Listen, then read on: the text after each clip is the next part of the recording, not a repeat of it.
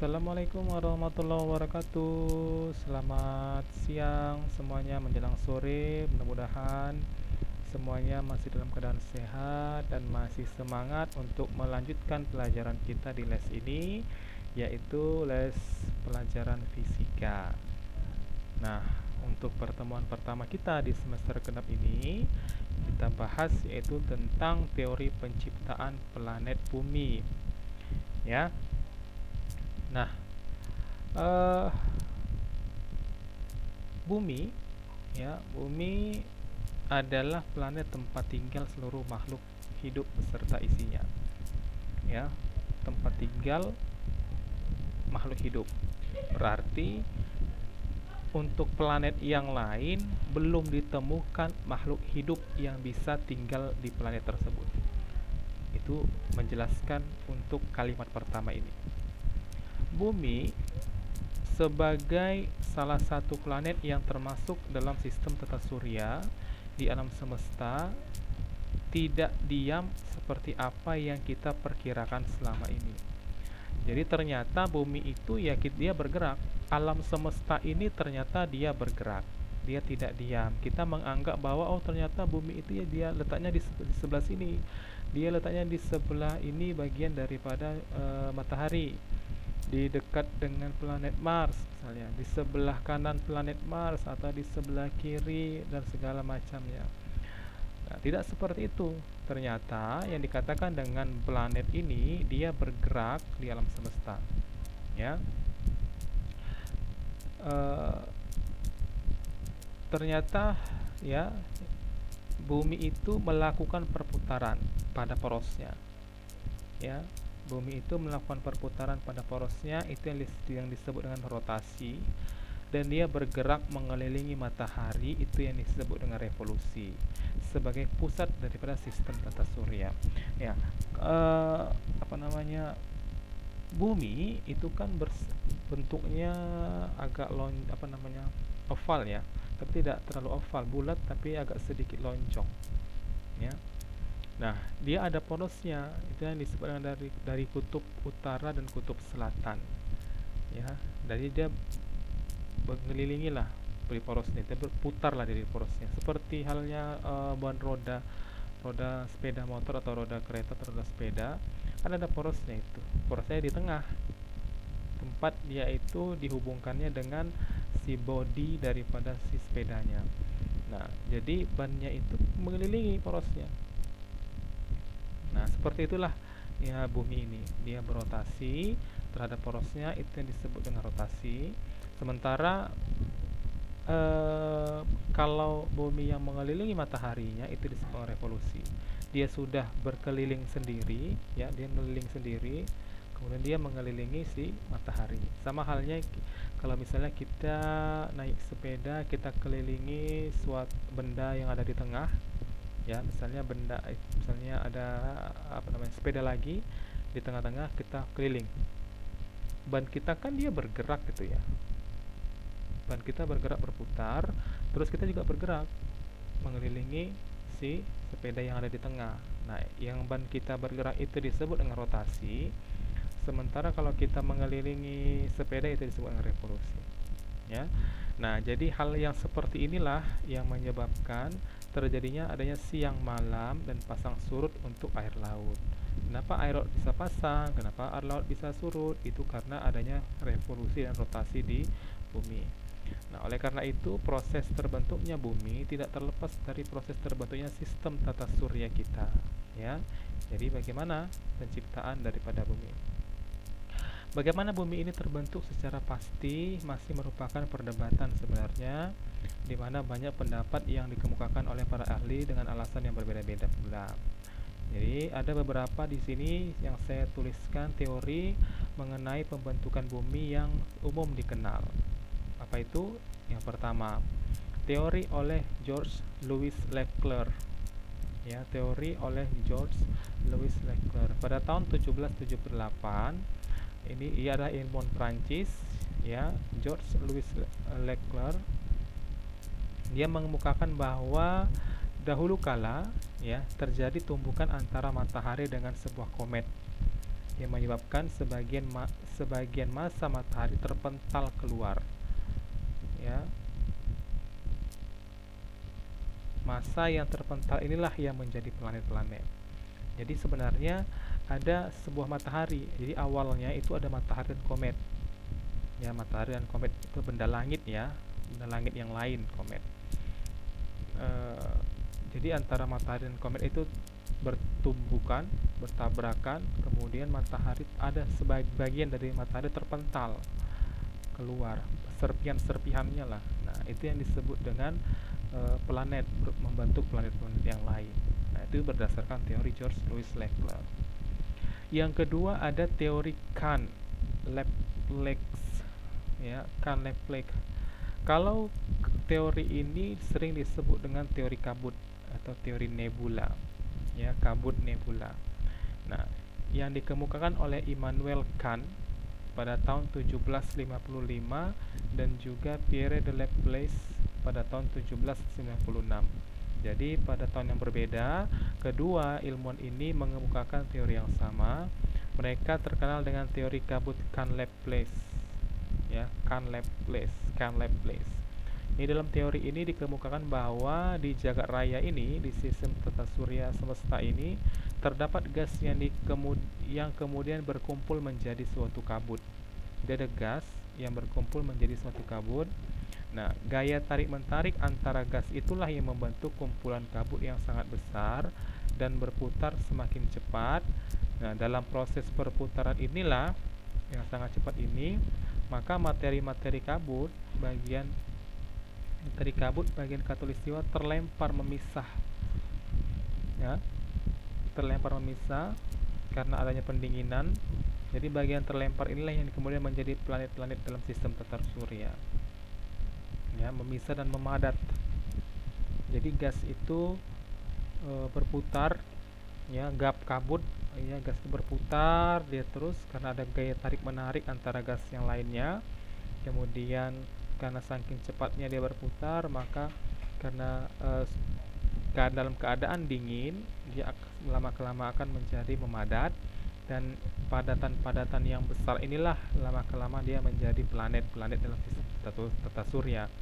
Nah, itulah berdasarkan teori nebula atau Kahn-Leplex, ya. Yang ketiga, ada teori planetesimal, ya, teori planetesimal. Teori planetesimal ini, ya, hipotesis dari teori planetesimal ini mengatakan bahwa matahari terdiri dari massa gas bermassa sebesar sekali. Ya, matahari terdiri dari massa gas yang sangat besar, berat, ya, massa yang sangat besar. Pada suatu saat didekati oleh sebuah bintang lain, ya, atau benda lain, bintang, karena matahari merupakan bintang terbesar, ya, melintas dengan kecepatan tinggi di dekat matahari, ya. Ada bintang lain yang melintas dengan kecepatan tinggi di dekat matahari.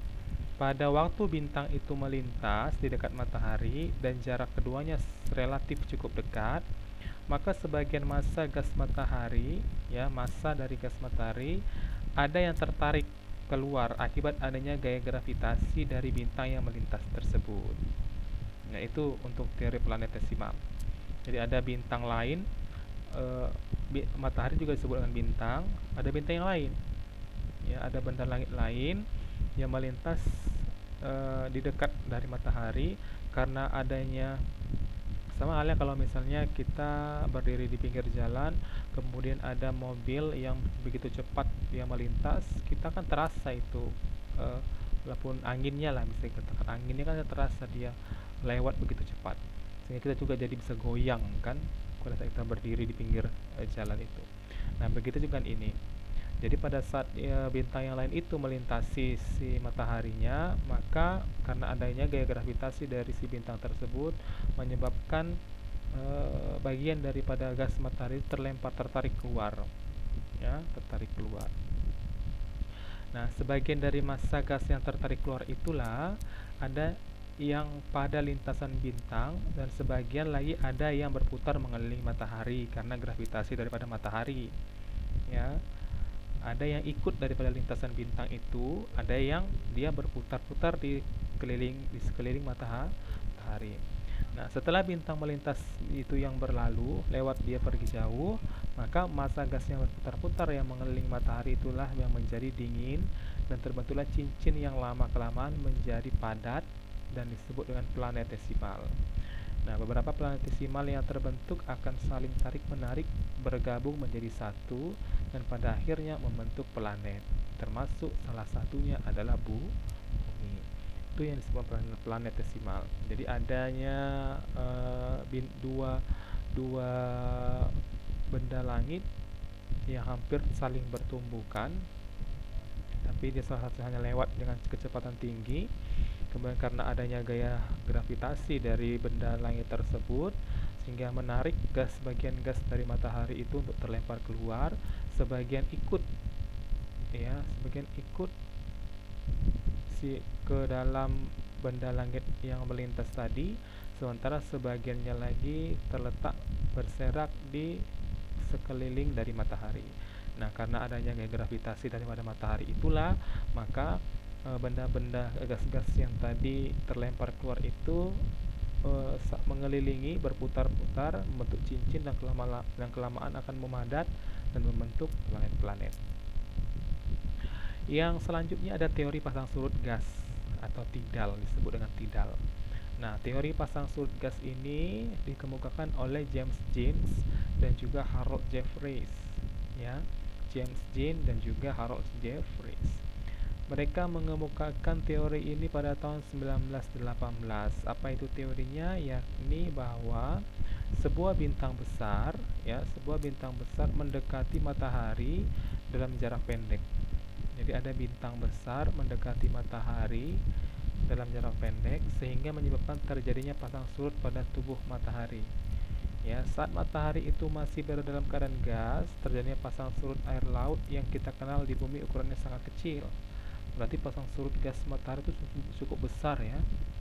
Nah, jadi penyebabnya adalah kecilnya massa bulan dan jauhnya jarak bulan ke bumi atau 60 kali radius orbit bumi. Tetapi, jika sebuah bintang yang bermassa hampir sama besar dengan matahari mendekat, maka akan terbentuk semacam gunung-gunung gelombang raksasa pada tubuh matahari yang disebabkan oleh gaya tarik bintang tersebut. Jadi gunung-gunung tersebut akan mencapai tinggi yang luar biasa dan membentuk semacam lidah pijar yang besar sekali, ya, menjulur dari massa matahari dan merentang ke arah bintang besar yang tadinya yang dekat dengan matahari itu.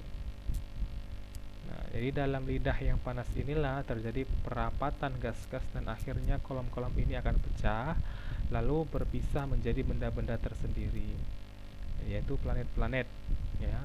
Terpisahlah menjadi benda-benda tersendiri yang disebut planet-planet.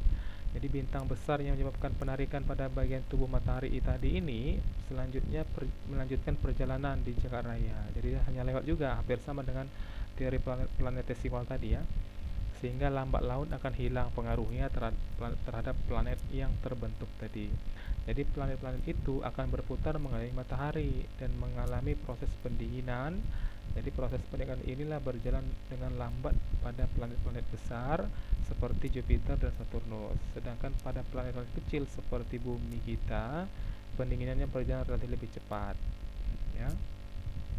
Jadi hampir sama dengan teori planetesimal tadi. Kemudian selanjutnya ada hipotesis peledakan bintang, ya, teori peledakan bintang. Teori ini dikemukakan oleh astronomi dari Inggris yang bernama Fred Hoyle, ya. Fred Hoyle pada tahun 1956. Kemungkinan matahari memiliki kawan sebuah bintang atau matahari juga. Matahari kan juga bintang tadi disebutkan, ya. Jadi hampir ada matahari yang lain lah gitu.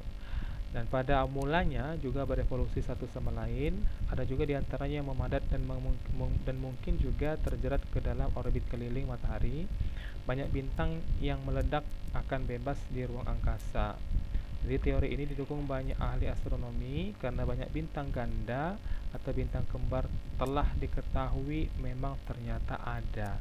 Jadi bisa jadi ada matahari, dan sebenarnya memang ada matahari yang sudah sudah ditemukan oleh para ilmuwan-ilmuwan yang sudah menemukannya. Kemudian ada hipotesis Kuiper.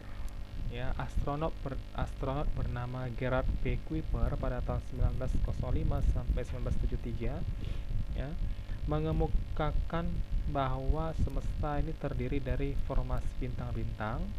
Menurut dia, dua pusat yang memadat berkembang dalam satu awan antar bintang dari gas hidrogen.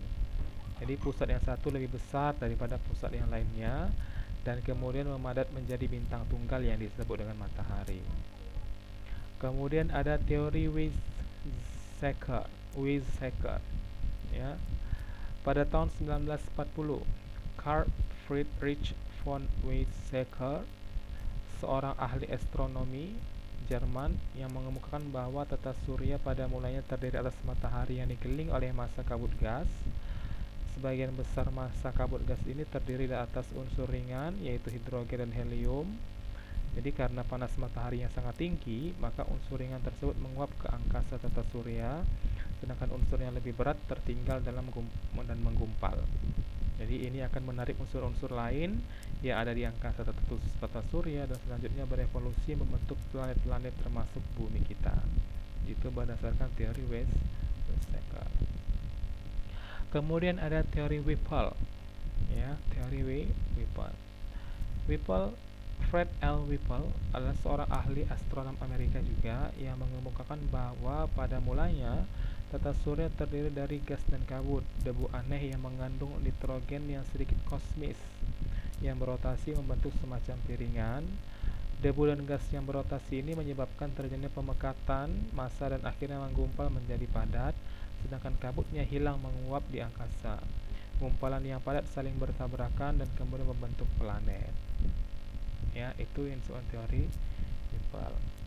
Jadi seperti itulah teori pembentukan daripada bumi. Ada banyak teori-teori yang dikemukakan oleh ilmuwan-ilmuwan terdahulu. Nah, yang mana yang menurut kita bisa kita ikuti?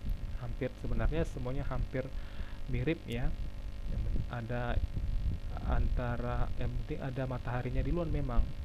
Ya, salah satu kesamaannya itu berarti matahari yang sudah ada sebelumnya.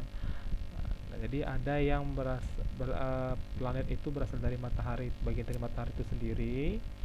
Hampir semua seperti itu ya. Satu yang bertabrakan dengan matahari, kemudian bagian dari matahari terpental membentuk planet. Kemudian ada yang melintasi di matahari dengan kecepatan tinggi, kemudian tertariklah bagian daripada matahari itu dan mengelilingi matahari dan membentuk planet. Ada yang membentuk dari gas-gas dan sebagainya macamnya. Sekarang kita masuk yang kedua, yaitu teori pergeseran benua. Ya, pergeseran benua. Tahu benua kan? Kita ada beberapa benua: benua Asia, benua Amerika, benua Afrika, benua Eropa. Ya, jadi hipotesis pergeseran benua. Benua dalam bahasa Inggris disebut continental drift. Ya, merupakan gagasan bahwa benua-benua di bumi itu berpindah, ya, terlihat seperti bergeser di dasar laut. Meski telah dikemukakan sejak abad ke-16, hipotesis ini baru disampaikan secara ilmiah oleh Alfred L.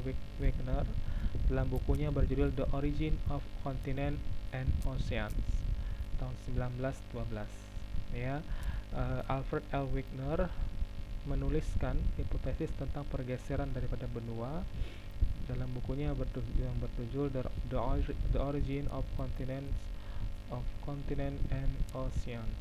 Ya, yang dimana isinya adalah benua tersusun dari batuan sial yang terapung pada batuan tersebut yang lebih besar berat jenisnya.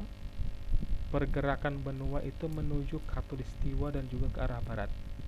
Yang berdasarkan teori dia, ternyata batuan-batuan yang membentuk benua itu bergerak ke arah barat menuju khatulistiwa.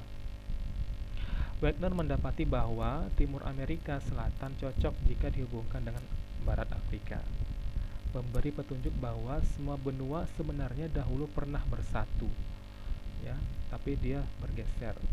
Wegener mencari bebatuan dan fosil di dua sisi benua yang berbatasan dengan Samudra Atlantik untuk membuktikan bahwa hipotesisnya benar. Jadi dia berhasil menemukan bukti-bukti tersebut, tapi tidak dapat menjelaskan mekanisme pergerakan benua, dan gagasannya ditentang oleh organisasi seperti American Petroleum Society. Jadi hipotesisnya tidak diajukan hingga kematiannya pada tahun 1930. Ya, karena tidak bisa dia membuktikan bagaimana bisa bergerak antara benua-benua tersebut. Walaupun dia memiliki bukti, tapi dia tidak bisa membuktikan kenapa bergerak. Maksudnya buktinya di sini ternyata ada benda yang fosil yang sama pernah dihubungkan di antara benua yang satu dengan benua yang kedua yang sisinya itu e, berdekatan. Nah, hipotesis utamanya itu adalah di bumi pernah ada satu benua raksasa yang disebut Pangaea, artinya semua daratan, yang dikelilingi oleh Pantalasa, semua lautan. Jadi ada daratan, kelilingnya lautan. Nah, selanjutnya 200 juta tahun yang lalu, Pangaea ini pecah menjadi benua-benua yang lebih kecil, yang kemudian bergerak menuju ke tempatnya seperti dijumpai kita saat ini. Ya.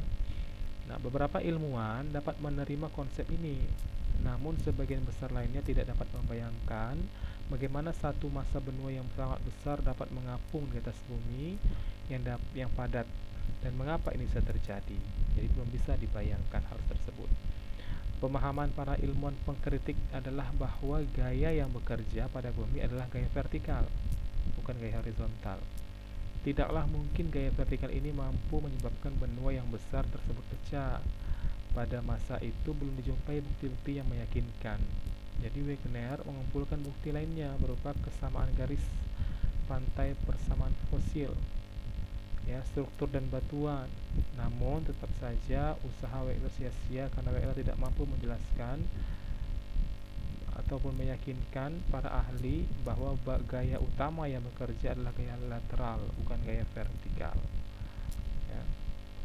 Nah, pada tahun 1960-an ditemukanlah bahwa magma berada di sepanjang garis lempeng tektonik, menandakan dasar laut bergeser seperti yang diperkirakan Wegener.